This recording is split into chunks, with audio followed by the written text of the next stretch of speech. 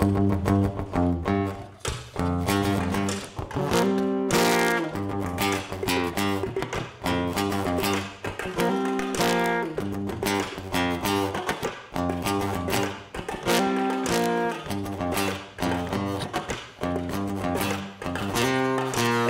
throw your lighters up. Y'all finna fight or what? Everybody get your shit started. This is y'all motherfucking party. Everybody throw your lighters up. Y'all finna fight or what? Everybody. The crowd was energetic. A lot of people had never seen us before, and they came and gave all of their energy, and we convinced them to dance and sweat. So we had a good time. Fight or what? Everybody.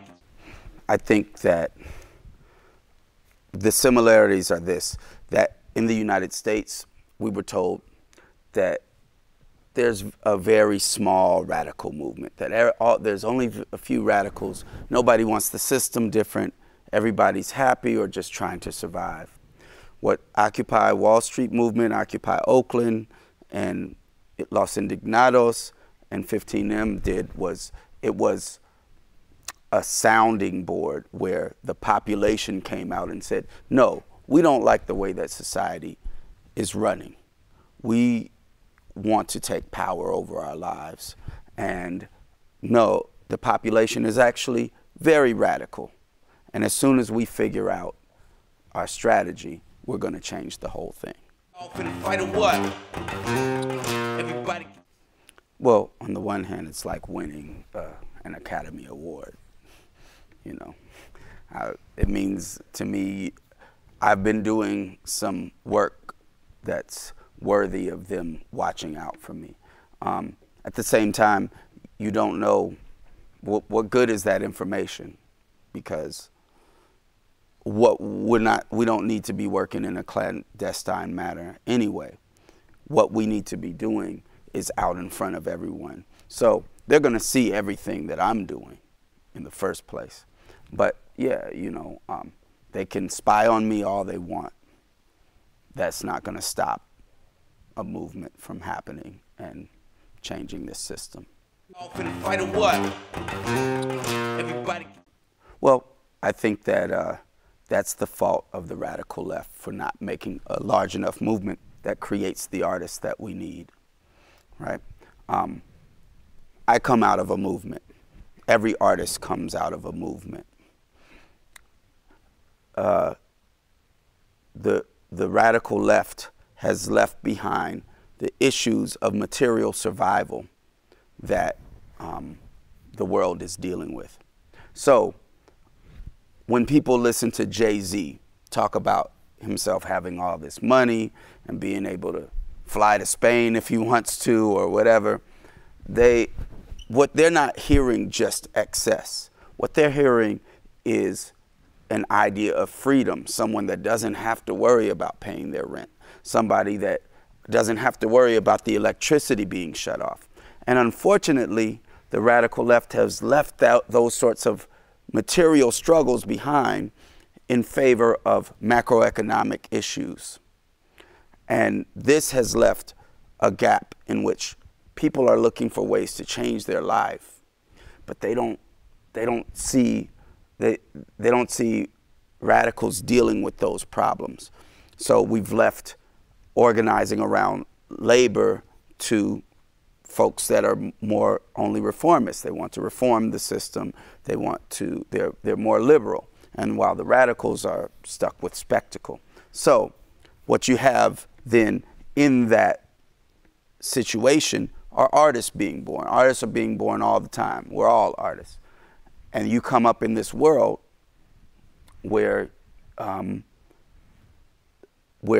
there is no, the movement hasn't shown you an answer.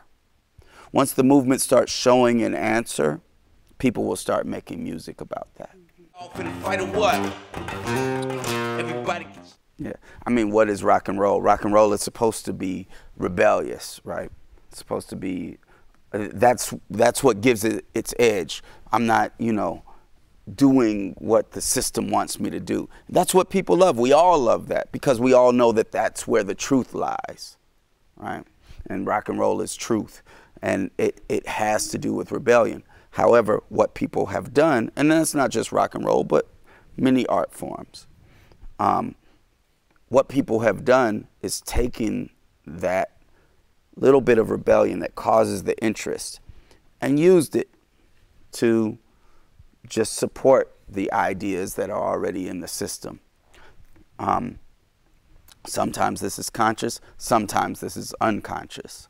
And so I just wanted to point that out, that what really makes revolutionary art or rebellious art is having it connected to a movement that's going to change something material, not just grand ideas. Otherwise, you know, there's a lot of radical professors out there. We would have a revolution going on right now if all you needed were radical ideas. But you need a movement that actually actually has masses of people being able to shut down industry in order to negotiate a change. There's a specific story that happened. I was in a communist organization that was going door to door every day in a neighborhood in San Francisco called Double Rock. It was projects, what we call projects. I don't know what they call them here. But we would go every week, and we knew a lot of people and had a lot of contacts. One day, we went there, and people told us this story of what had happened the day before. And what had happened the day before were there were two 8-year-old twins, the Hawkins twins, they called them. And they were getting harassed by the police. The police were saying they were selling drugs and blah, blah, blah, and put them in handcuffs and were roughing them up. Their mother came out. Their mother, Rossie Hawkins, came out to stop them. The police started beating down the mother and beating the two 8-year-old boys. Well, everybody from the projects ran out of their houses. They ran out of their houses to stop them, and they started trying to pull the kids and the mother away from the police. The police, and in the context of this is the week before, the police had beaten down a man and just rolled him around in their police car until he died instead of taking him to the hospital. And so they tried to separate the mother and the kids from the police. The police started shooting in the air. Everyone was scared. Everyone ran away. But all of a sudden, everybody turned around. They came back.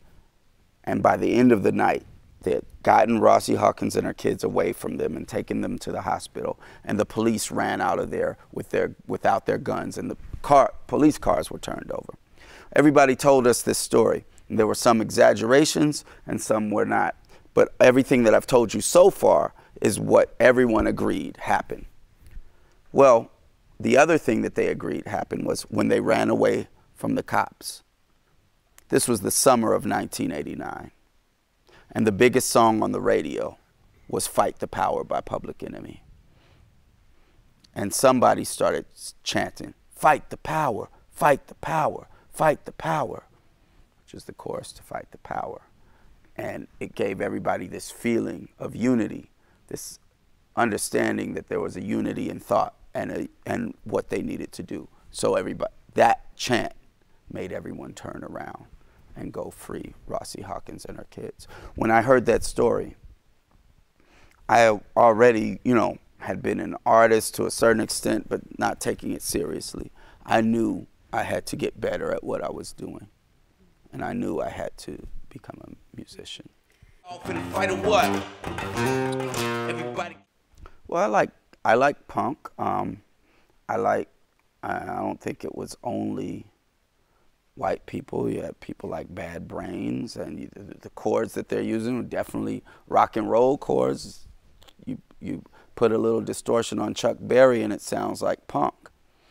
And so definitely I wouldn't say that that's the definition of it. I think what's in our music, in both of the music, is passion, right?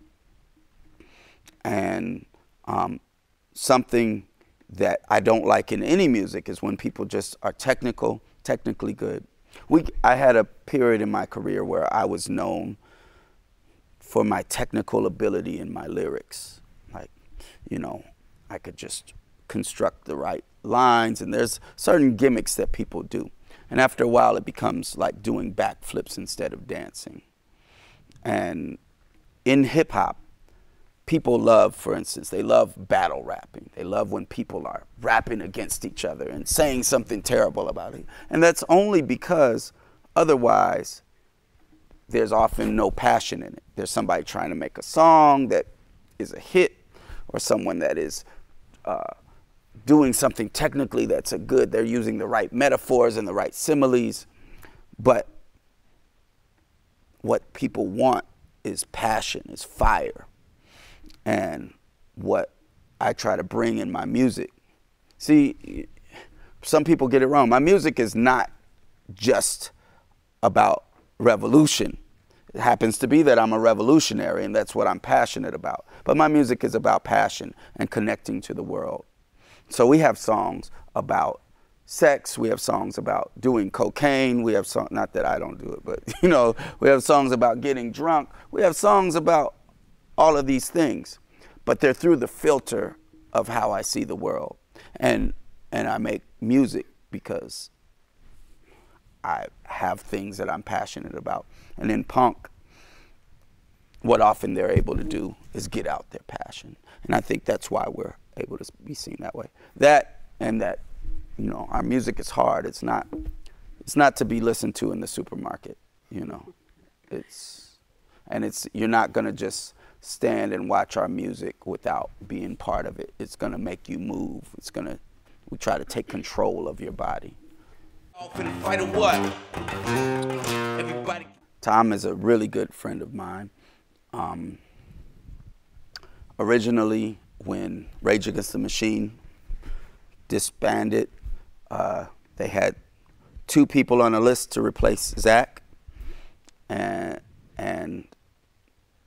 this is what they tell me. It was Rick Rubin and Tom Morello looked at a list with 2 people. One was Boots Riley, and the other was Chris Cornell.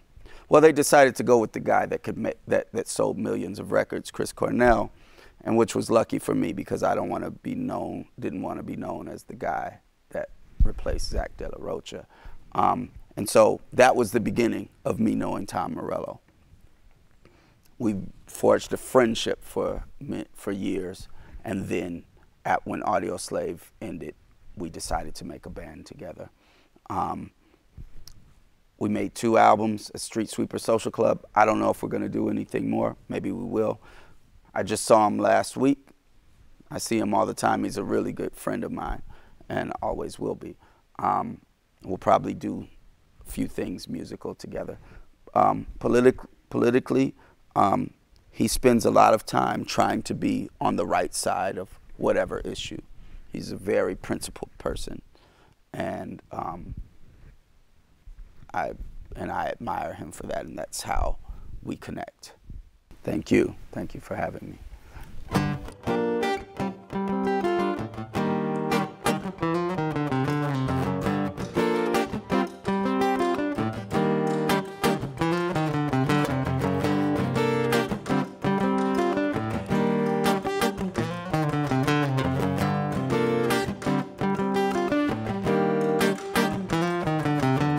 Monday rush, I'm supposed to skip, but I just found Sunday in your hips. Magic in the fingertips and lips, electric touch, solar kiss, thoughts wrangled up, legs tangled up. Baby, do this feel good angled up? Can't be expressed by a single fuck. Wanna gently caress it and bang it up. And your smile just seems so comfortable. Sure wish this clock wasn't functional. Supposed to be punctual, not keep the balls waiting, but the sheets sweating and the ceilings pulsating. Music from the birds and cars would beat. Stop, pause, repeat.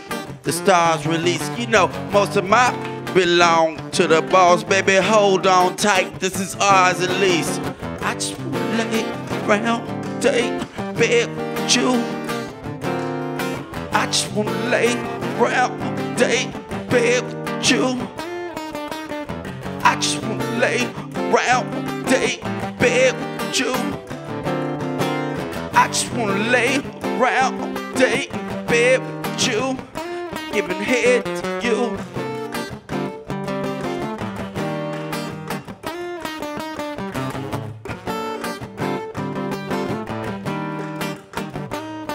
Every sober morning with you, it's like we drunk at the Super 8. We're laughing and planning in between while we recuperate. We communicate with mouths, fingers, and hands. Cell phones with clocks. 1,000 free minute plans. Lose me in your details. Break my codes. Till all the good breakfast spots is closed. Them rich folks got to know. It's about controlling these minutes. They can party cause we work till our lower back goes. The world outside feels claustrophobic. Under cover of you is where my thoughts exploded. Now back to our ancient lost aerobics in the study of how bodies may be tossed and folded. Come on.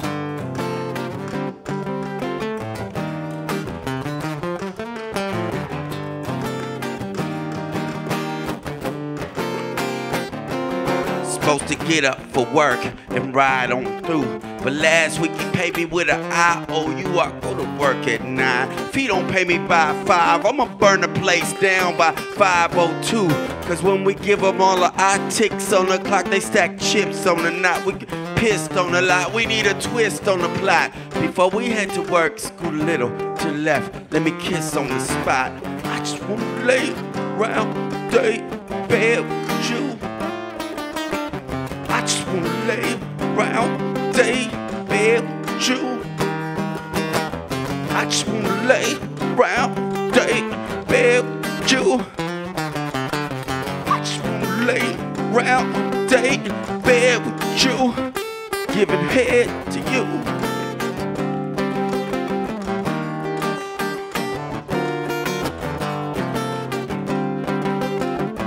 Gregor, why don't you take him somewhere?